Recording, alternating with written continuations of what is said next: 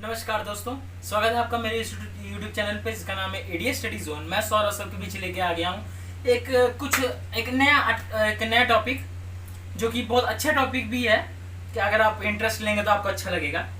कि बेसिकली हमारे पास जो हमारी सेकंड सेम है हमारी ग्रेजुएशंस के, उसमें एक टॉपिक आता है व्हाट इज सामंतवादी प्रणाली।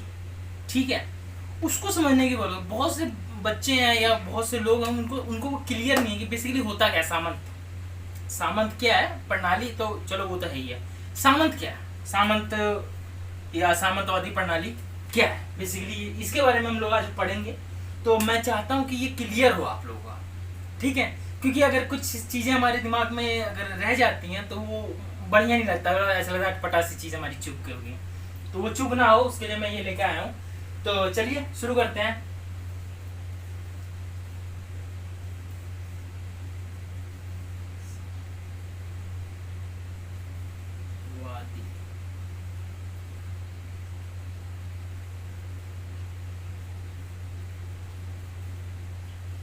प्रणाली, ठीक है, ये है हमारा सामंतवादी प्रणाली। तो जो जानते हैं वो तो बहुत अच्छी बात है, जो नहीं जानते कोई बात नहीं, आप करिए, आप ही के लिए बनाइए वीडियो। तो, तो सबसे बड़ी क्या है, पहले जो हमारे इतिहास में राजा होते थे, ठीक है, राजा क्या करते थे, वो एक सेंटर में रहते थे, वो यहाँ पे रहते थे, ठीक है।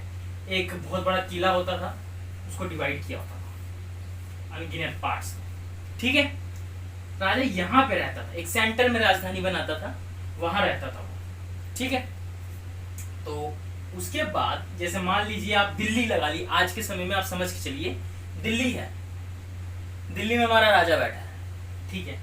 उसके बाद उसने हमारा राज्य डिवाइड हो चुके हैं, वैसे ही उन्होंने ये राज्य डिवाइड कर दिए, ठीक है। ऐसे पूरे राज्य हमारे डिवाइड हो चुके हैं। उसके बाद 1 2 3 4 5 6 7 8 जगह से हमें टैक्स लेना है, ठीक है।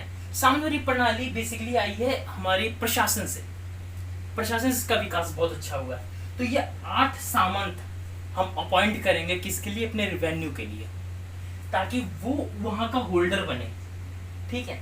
ये तो आज हम लोगों ने किया है कि हाँ national government, state government, then local government, ये कंसेप्ट हमारे थोड़े बहुत यहाँ से खींच सकते हैं हम लोग। फिर उसके बाद यहाँ भी डिवाइड किया गया है, हर एक स्टेट को थोड़े और छोटे छोटे जगह में डिवाइड किया गया, ताकि हम लोग समझ सके कि नहीं अब ये शक्तियाँ, हर डिसेंट्रलाइजेशन हुआ है शक्तियों का, ठीक है, शक्तियों का।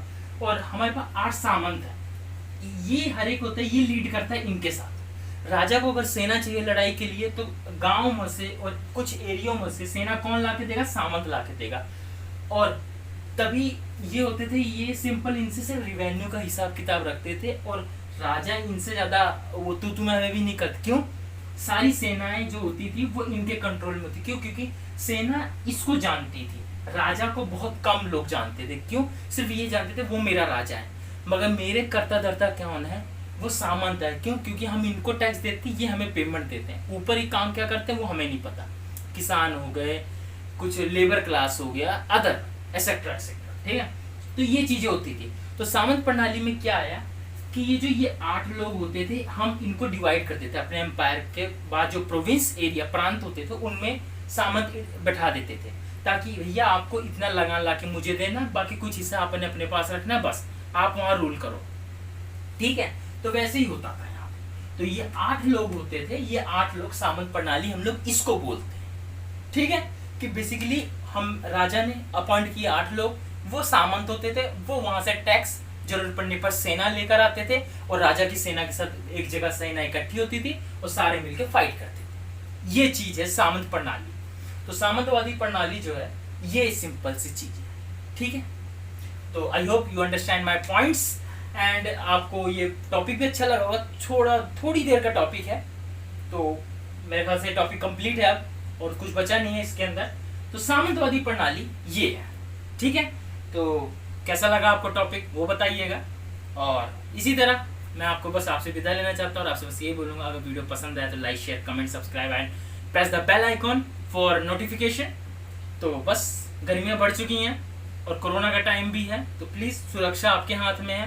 पंछियों के लिए पानी रखिए, और आजकल कुदरत का कहर बहुत अच्छा चल रहा है, कुदरत बहुत अच्छे से आप लोगों को रिजल्ट्स दे रही है।